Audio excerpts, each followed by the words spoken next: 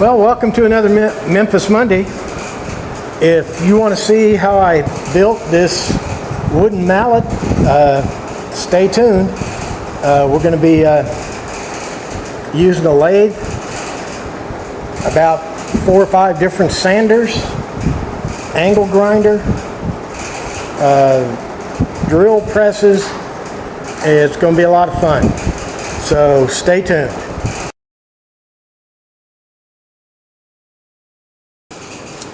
Here's a block of oak I'm going to use to make the mallets. Right now, I'm going to cut this piece of wood into 2 sections. Cut this thing in 2 passes. There's no way my table saw would cut through this oak unless I went through. What you do, you put it through this way, then flip it end for end, and run it through that way.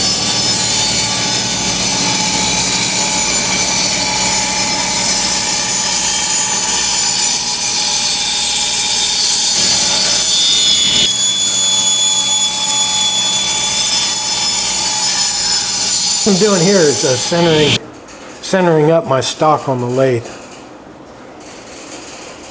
You probably won't notice difference, but I'm changing the stock out. I think I'm going to make the handle out of the same kind of wood. I've got the mallet head.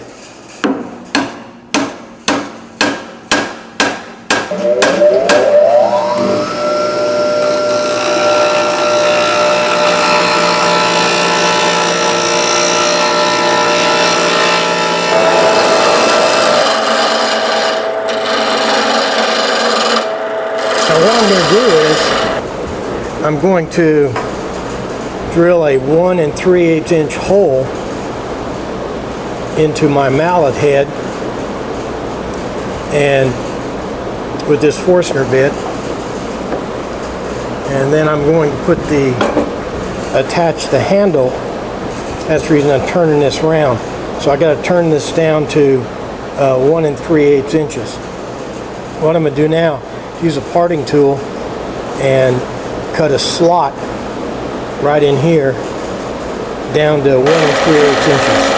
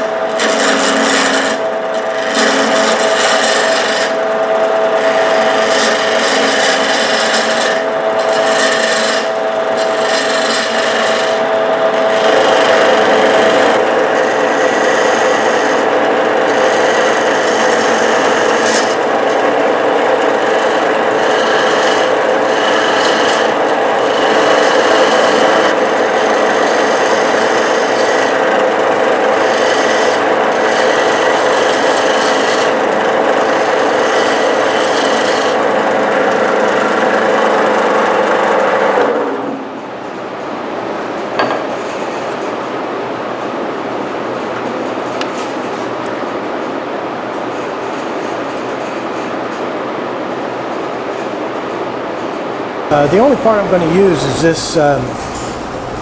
this part right here. So let's sand it down.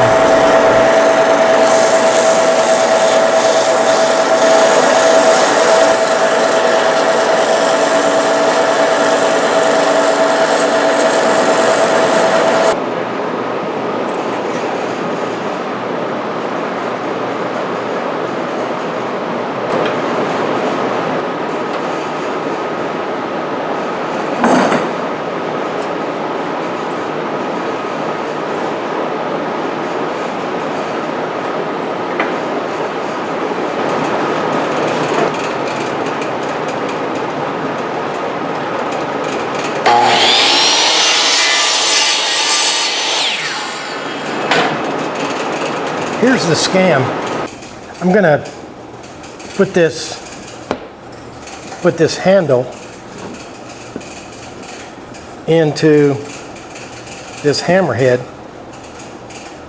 right like that, and then I'm going to carve them together. It'll go probably 2/3 of the way through. but this hammerhead's too long. I don't know how long it's supposed to be. So what I'm going to do is I'm going to cut it off. Cut it off where I think it looks right. What do you think? Right about in there? Let's cut it off right there. Maybe it's a personal insecurity, but I usually like to have a reason whenever I put the proportions of anything together. I'm just going to do it because this looks right.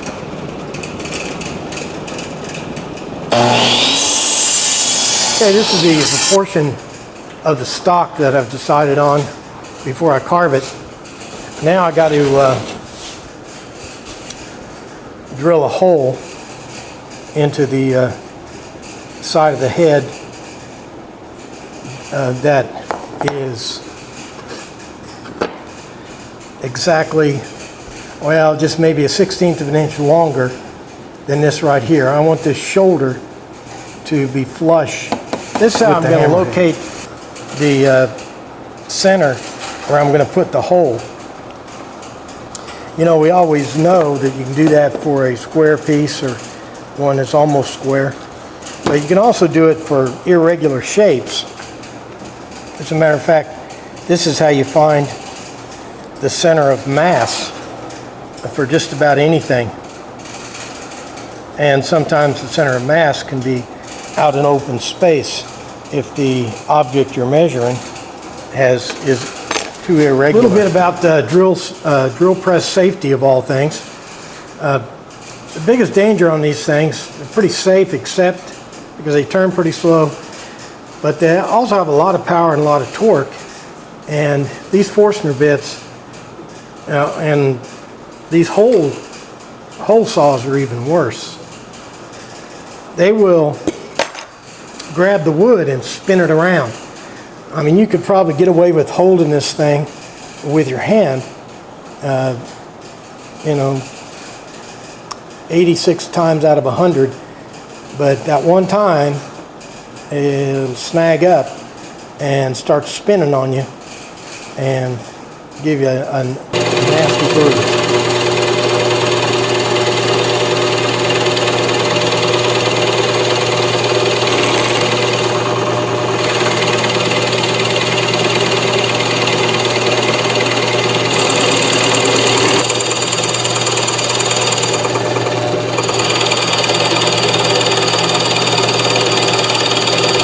See those shavings? No dust. That's the way Forstner bits are supposed to work right there. They sort of plane the wood out. I don't know if you've ever wondered how in the world glue dries down inside that hole. When I slip this handle on,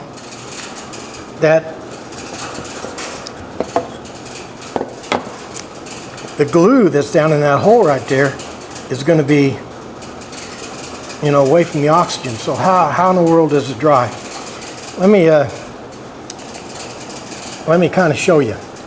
This is a moisture tester. It's got two little prongs. You press those prongs into whatever you want to check.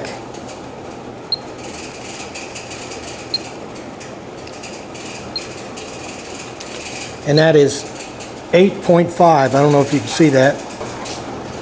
I got it a little closer where you can see it. If I press these prongs in there,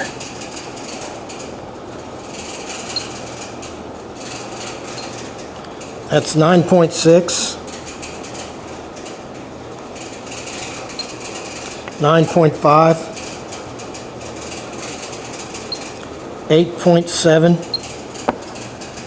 Okay, so this is dry wood. Depends on where you're at, where you live. Wah, wah, wah. If you live in the desert, it's probably going to be 3%. If you live in Seattle, it's probably going to be, 13%. But what you don't want, this is deck wood right here.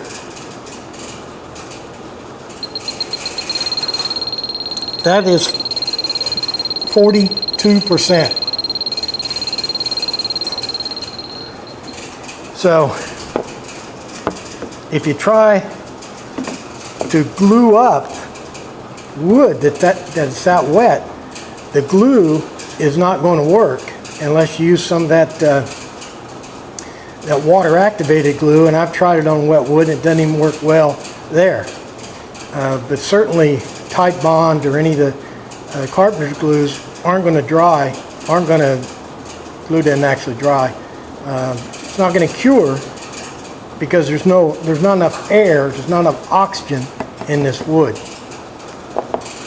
Okay, little tutorial on wood moisture. Let's go ahead and glue this thing up. What I'm going to do here is smear some of this Tight Bond 3 on it. I may put a dowel through it. Probably doesn't need it, but it would look pretty neat. What I like to do is get the glue on. Begin to get rubbery. Let the glue before I put the pieces together. I've talked about that in other videos. Putting together here isn't really a mallet. This is just the stock for the mallet. What we're going to be doing here in a few minutes, once this begins to cure, is I will carve the mallet out of this stock. Okay, let's let it sit for a few minutes and let's stick it together. Okay, I've let the piece sit around for maybe 5 minutes. And so whatever, I'm not an expert on glue, so I don't know what the actual chemical process is that causes it to harden. But whatever that process is, it's definitely started. Right. I'm hip, cat. Okay, I'm gonna go eat my lunch, but you'll be back in about 1/2 a second, and we'll do a little carving.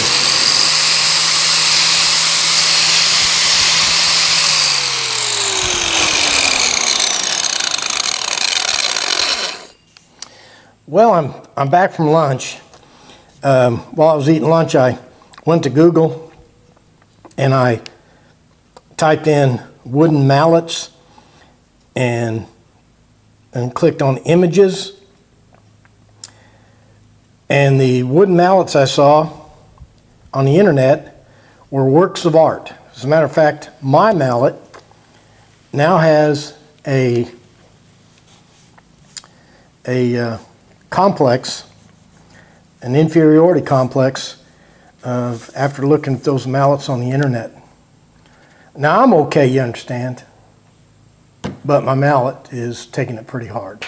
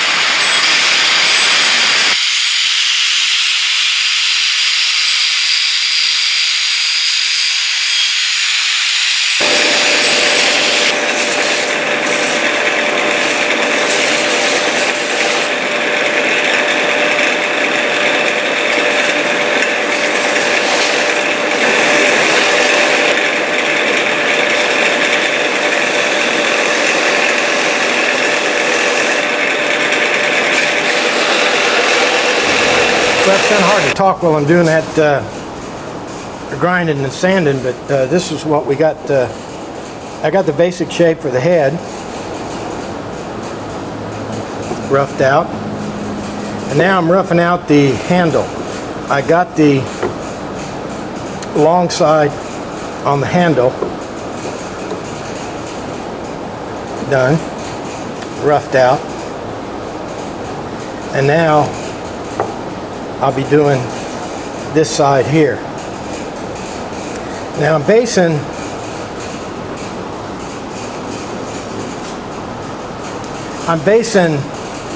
this handle on the handle I made a couple of weeks ago, which is basically an octagon shape. So what I'll be doing is finishing this, narrowing this down into a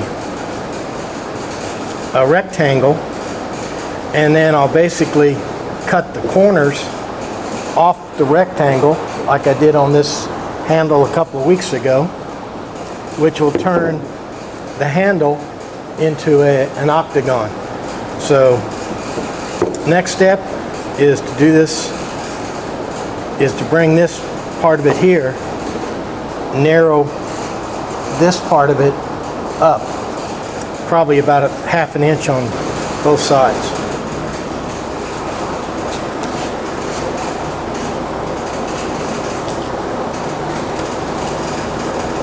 Now I've got, you can see that I've got the rectangle here cut. You can see there's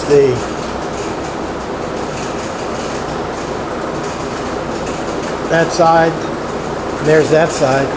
So now what I need to do is to cut these corners off all the way down.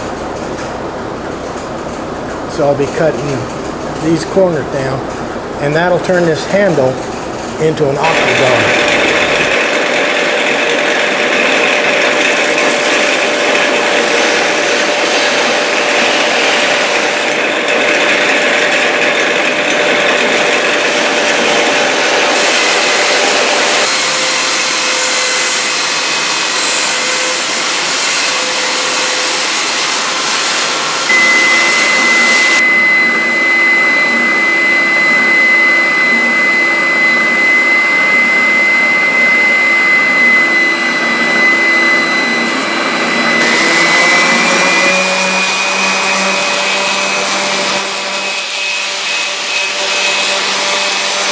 Well, I did a little hand sanding. What's all that about? And I've decided to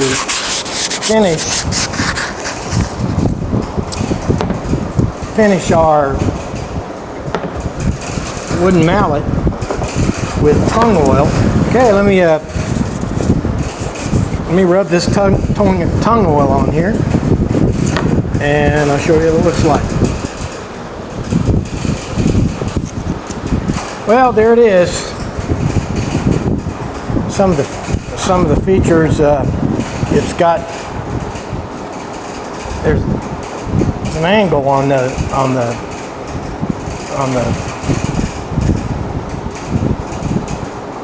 business end of it. I saw some others like that, so I made this one that way. And I'm guessing it's because they want to be able to set it on a bench like that.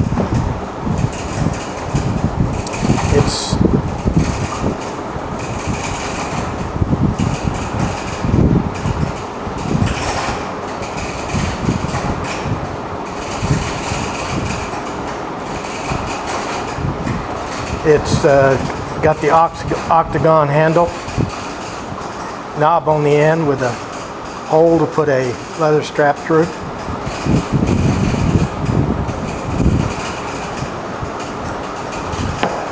Those other two holes are no extra charge for those. got a real good feel to it. And overall, I'm pretty happy with it. Well, that'll about do it for another Memphis Monday. Today we had a little bit of everything. Building this fine little wooden mallet here. Had a little